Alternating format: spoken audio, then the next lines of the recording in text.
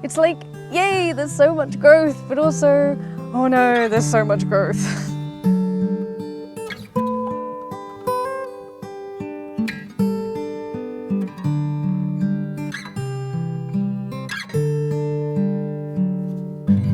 The second half of May started with a continuation of last month, moving plants from the old area to the new area of the garden.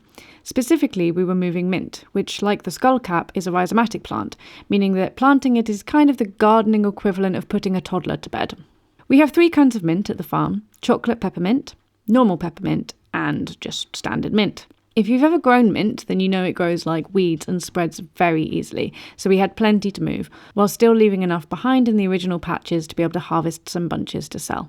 We also moved the oregano, which came up in much nicer, neat little clumps and was very nice to replant. We did also plant out some cute little seedlings. We planted echinacea, which is a really powerful herb for boosting the immune system before a cold or a flu, some teeny tiny tulsi or holy basil, and finally some common hollyhock.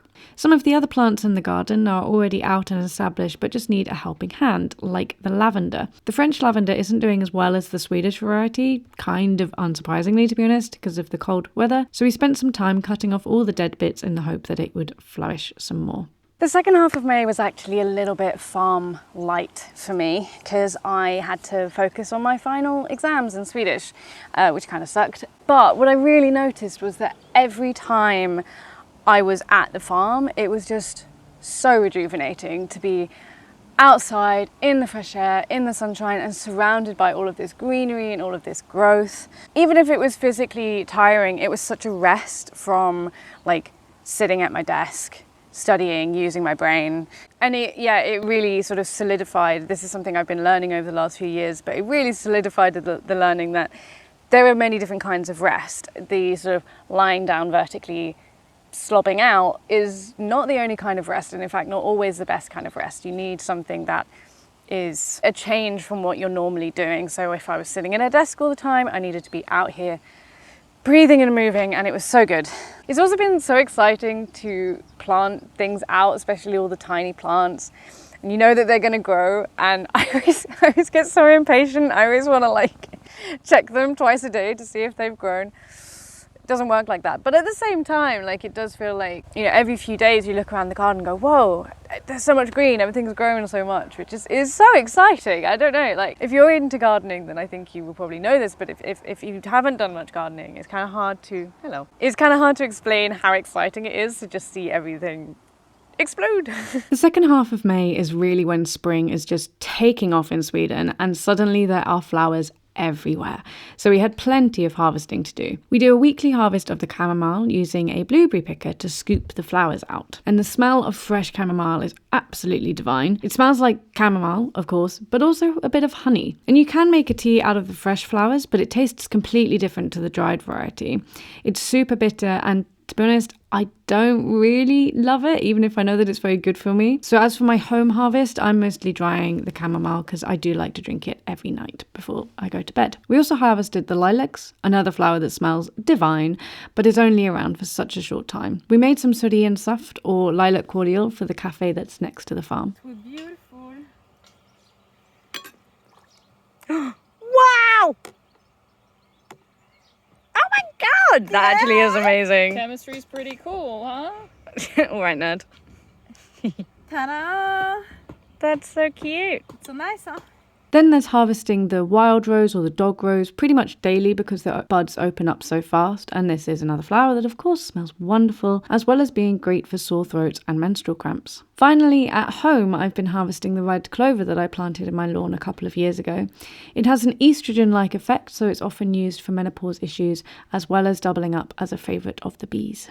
It's just so easy to love flowers, isn't it? I think I'm particularly aware of them here in Sweden because in the springtime, in the beginning of summer, there is just such an explosion of colour. Like after this winter of whites and browns everywhere, suddenly you just have everything's putting out leaves really, really fast, and they're putting out flowers, and it just, there's flowers on the forest floor, there's flowers up in the trees, there's just flowers everywhere, and there's so much colour.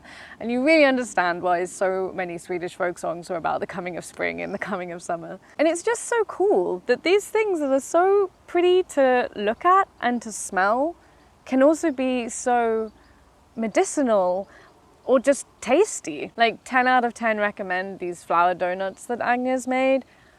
They tasted like they smelt, so just super sweet and super fragrant, just so tasty. And it also makes me think of that viral video where there's a florist and he's talking to a TV presenter, and the TV presenter says, "What can we do to make the flowers last longer? What do you put in the water to make them go longer?" And the florist takes the presenter's hand and he says, "Flowers aren't meant to last longer. We're not meant to be trying to make them last longer. They are here to be here for a short time, and they are here to remind us to love and appreciate the present moment."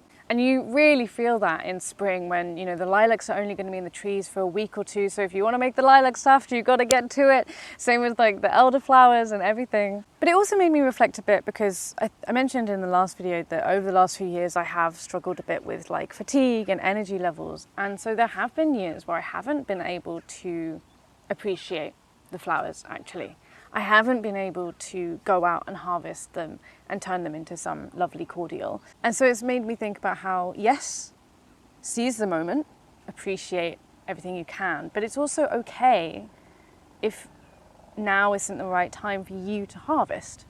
It's not just the flowers that are temporary, it's also you, and you need to honour your own cycles, not just the flowers' cycles. But of course, if the flowers and plants you planted intentionally are growing, so are all of the weeds. Luckily, as herbalists, we know that lots of weeds are in fact wonderful medicinal plants. Last month we were making lots of use from the dandelion. This month the big one has been nettles. We've harvested lots of nettles to dry and put into tea, and I also made an overnight cold infusion that is packed full of minerals that you need after the winter.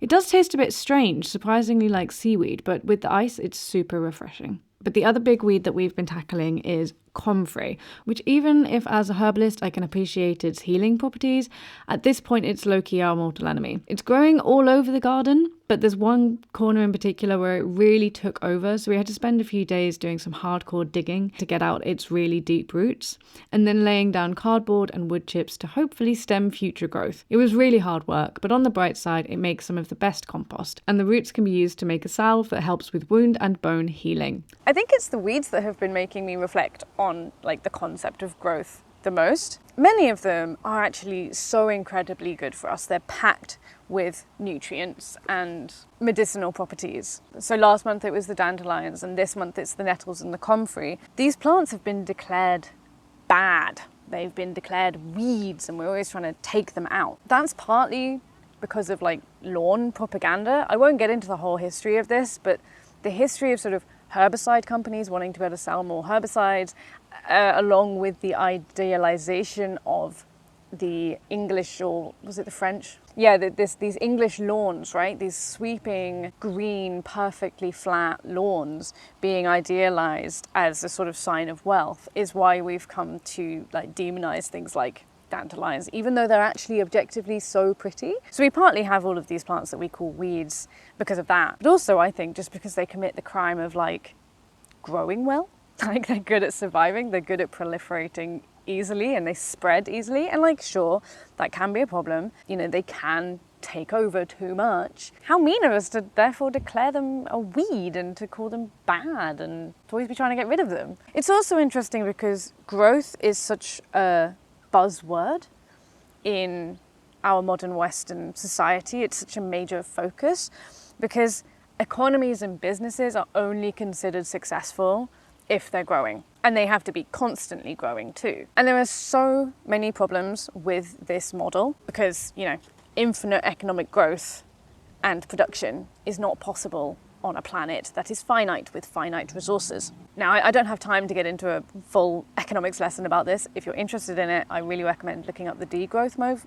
If you're interested in it, I really recommend looking up the degrowth movement. Why can't I say that? Looking up the degrowth.